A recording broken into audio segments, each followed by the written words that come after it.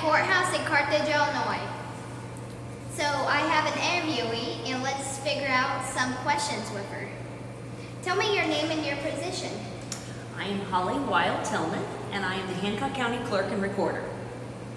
How many years have you done that? I started at the courthouse as an employee of the Clerk and Recorder's office in 1994. And I worked there till 2015 and had to take a little break, and then came back in September of 2020 and was appointed the Hancock County Clerk and Recorder. What did you do? What did you want to be when you were growing up? That is a very difficult question because I'm still trying to figure that out. I don't know that I had a specific goal in mind. I went to school to be a nurse and got my nursing degree, but decided that I wanted to be a mom first and foremost, and I didn't feel like the health profession would allow that, so that's when I came to work at the courthouse. What does your office do? My office is a combination of two offices. I am the clerk and the recorder. The clerk handles taxes and tax extension, delinquent taxes, when residents of this county do not pay their taxes.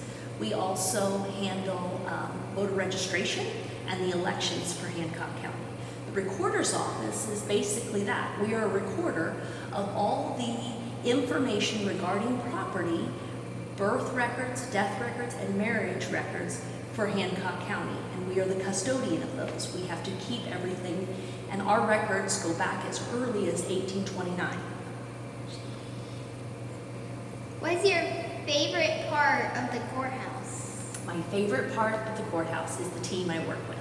There's such a great group of people here, and we all work well together and get a job done.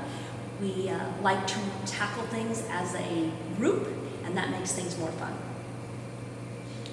What is one piece of advice you give to the younger generation? I think if I had to give one piece of advice to the younger generation, it would be that to always keep your eye out for opportunities. You never know what could be around the next corner for you, and that you should never be closed off to ideas. They might turn into something amazing. Do you have any goals for the next year? For the next year, we are getting new election equipment here in Hancock County, so that will be exciting for our residents. It is not a lot different, but we'll have to learn how to use that. We also have a break at this time where there's no elections for the rest of the year. So I want to use this time to organize things that have kind of been put on the back burner and just make my office more efficient. Thank you so much for speaking with me today. Thank you for having me. I really appreciate it.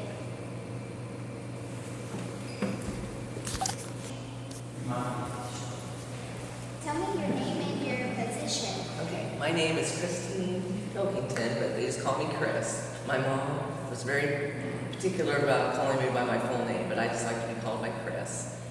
And my position is the Hancock County Treasurer. How many years have you done that? I was elected in 2002, so 21 years. What did you want to be when you were growing up? Oh, I tell you, I always knew I wanted to work with numbers. I love math, so I wanted to be an accountant from the time I was little bitty. I would set up my play phone and my books and set up my dad's desk, and yeah, always knew what I wanted to be. So that was kind of a blessing, because I know it's kind of hard for some people to figure out what they want to be. So, What does your office do? my office collects all the money in the county, all the money that comes in for ambulance payments, fees and fines. It goes to the offices, but it ends up with me, and I also collect all the property taxes for the county. What is your favorite part of the courthouse? Well, my favorite part of the courthouse is right behind you. That beautiful picture that I think you can see on the camera right now of Miss Justice. It's a stained glass picture, and I love that part of the courthouse. What is one piece of advice you give to the younger generation? To the younger generation, always have a good work ethic and be proud of what you do and do everything to the best of your ability. That's all you can do. Do you have any goals for the next year? For the next year, I always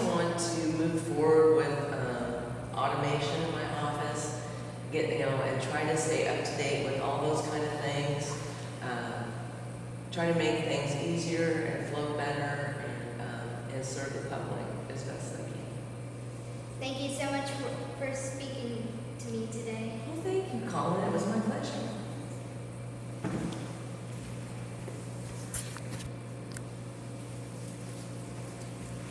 Tell me your name and your position. My name is Bobby James. I'm the state's attorney in Hancock County. How many years have you done that? Well, in July of 2018, I became the assistant state's attorney. And so from July of 2018 until November of 2022, I was the assistant. I've been the state's attorney since November of 2022. What did you want to be when you were growing up? Oh man, for a little while, a very small window of time, I thought I wanted to be a cosmetologist, but I have no artistic ability and very little creative side. So I decided that that was not for me. I went to school originally to do accounting, and then decided that I wanted to try my hand at being a lawyer. What does your office do? My office is responsible for prosecuting all of the crime in Hancock County. We also deal with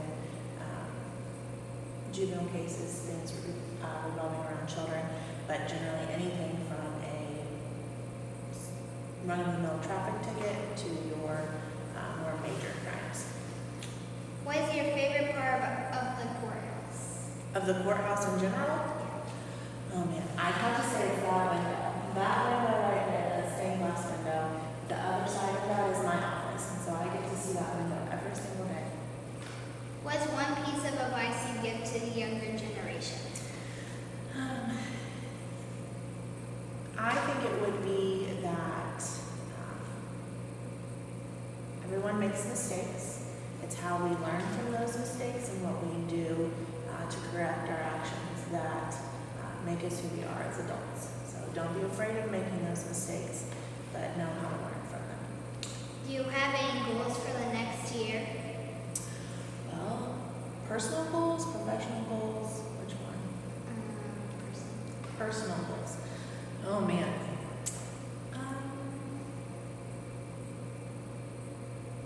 I would like to read a little bit more for fun.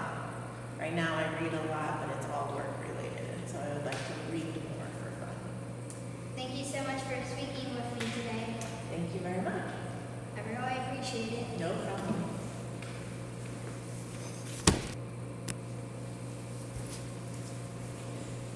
Tell me your name and your position. My name is Kira Weber, and I'm the Hancock County Circuit Clerk. How many years have you done that? Well, I was appointed in May of 2022, and before that, I started in the Circuit Clerk's office in September of 2020. What did you want to be when you were growing up? Ooh, I think I wanted to be an endocrinologist. What does your office do? Well, we are the official record keeper for the Hancock County Circuit Court. What's your favorite part of the courthouse? Ooh, mine is the attic. I like all of the architecture. I like being able to see the top of the domes. I just think it's the coolest thing. It's like a step back in history. What's one piece of advice you give to the younger generation? That would probably be that embrace the journey.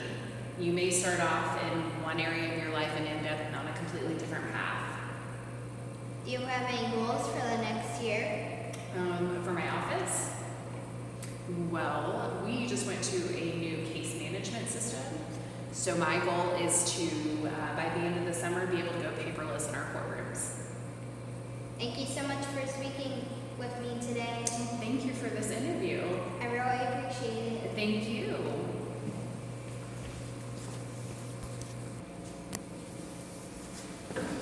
Tell me your name and your position. My name is Stephen Evans. I worked as a circuit court judge here for many years. How many years have you done this? I was a judge for a total of almost 27 years. What did you want to be when you were growing up? When I was your age, I wanted to be a forest ranger or a game warden. What is your favorite part of the courthouse? that's a hard question. This courthouse is so beautiful from the outside and the inside, and these wonderful windows we have. But my favorite part is the courtroom, because that's where I worked. What's one piece of advice you would give to the younger generation? Look for things that you enjoy and pursue those, and learn as much as you can about them. I would also say read books. Anything that interests you, read as much as you can possibly read. And can you tell us some history about the courthouse? And yes, we're in Hancock County, Illinois. Hancock County became a county by an act of the legislature in Springfield in around 1825, but it didn't get organized until about 1832 or 1833, because the people out here couldn't agree on things, like, where should we put the courthouse? Should we put it in Warsaw? Should we put it in Hamilton, which used to be called Montebello? Should we put it in Carthage? And they argued and argued. And finally, the legislature in Springfield got tired of that, and they selected 3 men, and they said, you go out there to Hancock County, and you find a location, and you name the location. And they came here. This is the center of the county, and that was Carthage. At first, they held court in a log cabin, and it was right across the street from this courthouse in what the location there was an old jail area. Later became an art studio. It's on the south side of the square. Then about 1838, they built a brick building, the courthouse, on this same spot, and that lasted well into the late 1800s, but then it got a little shabby. So there was a question, where do we put the courthouse? Do we build a new one? How do we get the money? Well, about that time, the town of Warsaw said, you know, we want the courthouse. It shouldn't have ever been in Carthage in the first place. So there was a big political battle and a vote, and Carthage lost the vote 58% to 42%. But to move it, it took 60%. So it stayed in Carthage. And everybody raised money, and they built this building, and they dedicated it in 1908. So a little over 112, 114 years ago. And it's a wonderful building. It cost about $125,000 to build this building in 1908. I'd say today it would be in the millions of dollars to build such a beautiful, beautiful building. They had a dedication, and they had about 10,000 people show up and stand on the square down there and listen to the speakers in 1908. In 2008, we had a 100-year celebration, but we didn't have 10,000 people. But it's a beautiful, beautiful building. We're really fortunate to have it. Thank you so much for speaking with me today. Well, you're very, very welcome. I wish you luck. Is this a 4-H project, by the way? Yeah. Well, I'm a former 4-H member myself for many years in a little town in eastern Illinois. What is your 4-H project? This. This? Well, that's a good project. Mine wasn't that fancy. I raised sheep and showed them the fairs. But I think 4-H is a much better program today, and I wish you the best. Thanks. You're very welcome.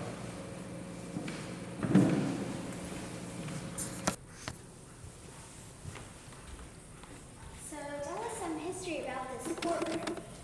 Well, the courtroom was part of the original courthouse, of course, and the courtroom was really a center of attention for many people in the early 1900s.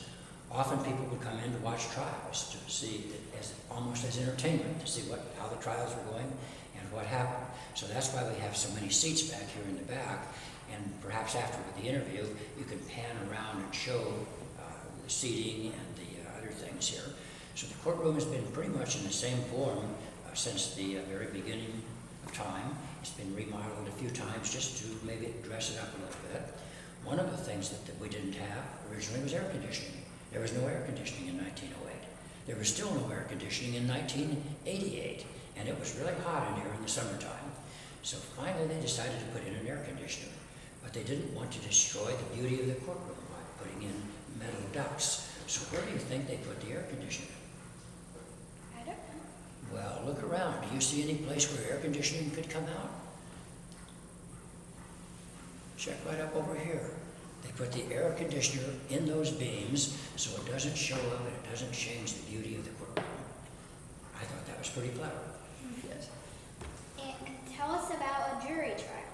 Well, jury trials are a very important part of our court system. Both the United States Constitution and the Illinois Constitution guarantee people the right to have a jury trial. And the circuit clerk, the clerk of the circuit court, I think you know who that is right now. She is very involved in juries. She helps us to select names of people in the county, and they're called in to serve on juries. We may have 60 or 70, and they sit back here, and then she draws out names one at a time, and those people sit in the jury box, which is over here in back of your camera. And you'll notice there are 12 chairs there, plus 2 more for alternate jurors. An alternate juror is kind of like a relief pitcher in baseball. If the pitcher has to leave the game, they call in the relief pitcher. Well, that's what alternate jurors do as well. And we ask them some questions, and they sit there and they listen to the evidence. The evidence is presented by testimony of witnesses who sit in this chair right down here, and the attorneys sit at the tables back here, and the clerk sits where you're standing, and that's how it's presented. And after the jurors heard all the evidence, there's a jury room back down the hall. They go in there and they decide whether a person is guilty or not guilty, or in a civil case, decide what the damages are. We have a few jury trials each year, and as a judge, I really enjoyed doing the jury trials.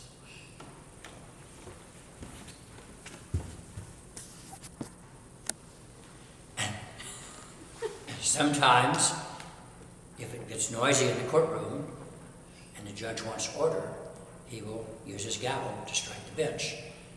Now, in my experience, I didn't have to do that very often. Maybe I was a teacher for a while. I could kind of look at them, and you know when your teacher looks at you and you know you're to be quiet? That works pretty well in here too. But if not, you can always, and that gets everyone's attention. Thank you.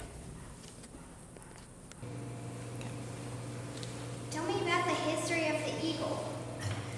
Well, this eagle is an example of an American bald eagle, which is our national bird. We have eagles in this county, mostly over along the Mississippi River, and tourists come in to watch them fish along the dam, Lock Dam. I'm sure you've crossed the bridge there many times and seen the eagles. This eagle was found dead. It had been killed, and one of the game wardens at that time thought that it should be saved and preserved. So they took it to a taxidermist. I think his name was Skanalik. It's a difficult name for me to pronounce. And they did this, and they wanted to put it someplace in the courthouse. And the game warden asked me if could we put it upstairs someplace. I thought this was a wonderful spot. So we have this here as a symbol of our freedoms in this country. And I think it's just a beautiful, beautiful thing. Don't you? Mm-hmm. Good. Go.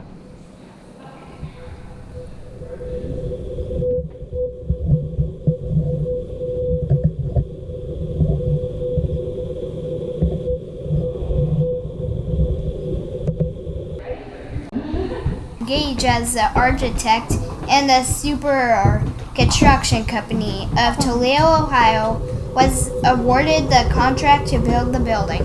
The building is construction of Bedford stone from Bedford, Indiana.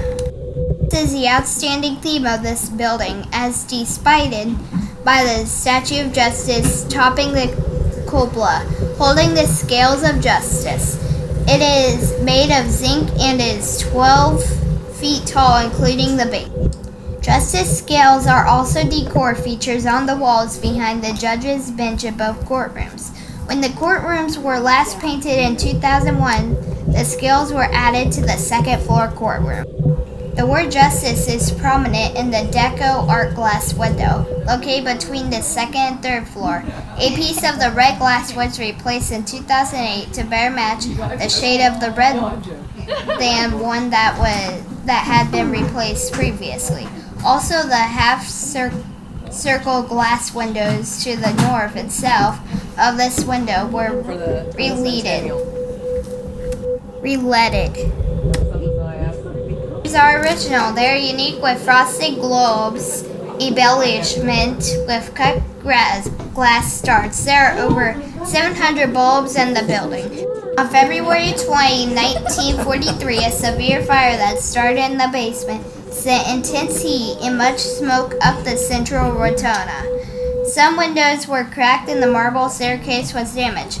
The building remained sound, however, and repairs were made. It is summers that the fire may have been caused by spontaneous combustion from bales of paper stored in the basement to help the World War II effort.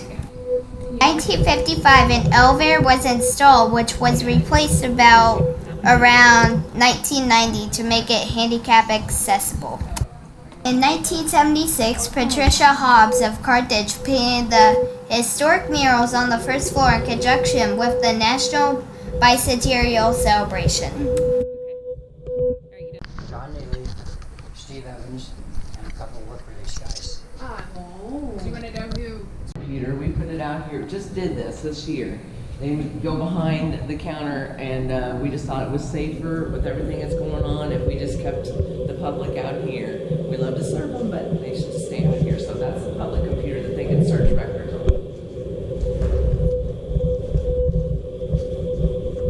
This is where my deputies sit. This is the postage machine. Everybody uses our postage machine.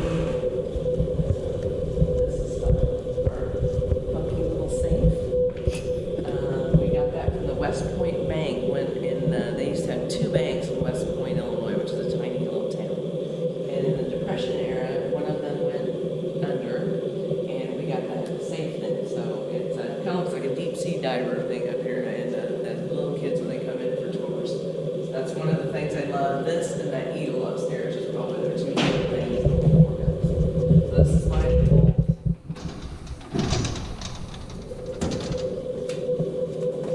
There's records up here that go back to the 1800s. And of course, Christmas decorations, it's very important. We have our microwave and refrigerator in here. We eat lunch here, so anyway.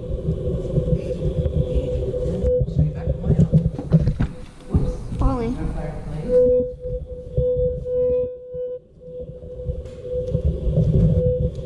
This is my office. This is one of my favorite things too. This is the library table. It spins. Oh, that's cool. And yeah, it's an antique. And I found that up in the attic, and I was afraid they would throw it away, so I asked if I could rescue it and bring it down here. And this book here is opened up to records from 1908, because that's when the courthouse was built. So I opened that up so I can show that to people. Anyway, that's it. All right. All right. Thank you so much.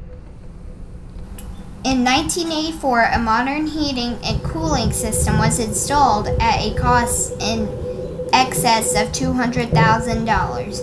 At the time the courthouse was built, a power plant was built behind the jail on the south side of the square, with a tunnel from the power plant to the courthouse under the south sidewalk. No, this tunnel was not used to walk away for prisoners from the jail, as it is only 4 feet high and it has pipes in it.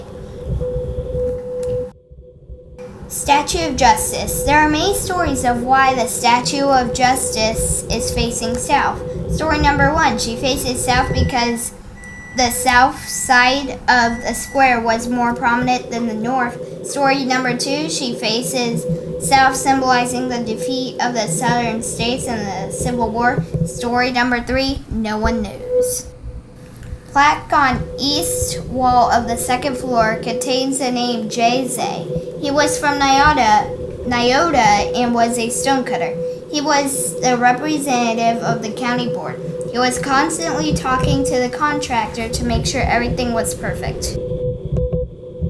How many restrooms are there in this 100-year-old building? Answer: 17 original bathrooms plus some ones on the first floor. This is at the time when few homes in the area had electricity or running water.